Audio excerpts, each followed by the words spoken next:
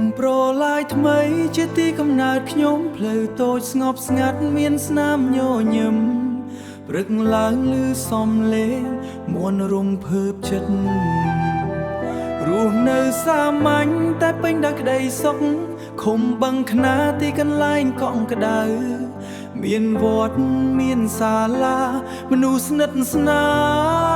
លពេលមានបុណ្យទានជុំគ្នាសប្បាយស្នេហាហាគមមិនអាចបំបែកបានស្រុកបាកានផ្លូវធំទូលាទីផ្សារក៏រវល់មនុស្សច្រើនចេញចូលជីវិតរីកចម្រើនក្តីសង្ឃឹមកើនឡើងខ្ញុំមិនភ្លេចដើមកំណើតឡើយអូពីភូមិប្រឡាយថ្មីទៅឃុំបឹងខ្នាស្រុកបាកានរហូតដល់ខេត្តពោធិ៍សាត់ស្រស់ស្អាត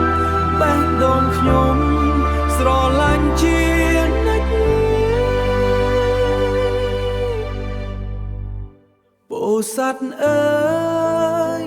ដីសម្បូរធម្មជាតិអូ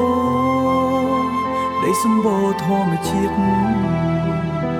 ភ្នំទឹកជ្រួងស្រស់ស្អាតអស្ចារ្យមិនថាខ្ញុំទៅឆ្ងាយប៉ុណ្ណា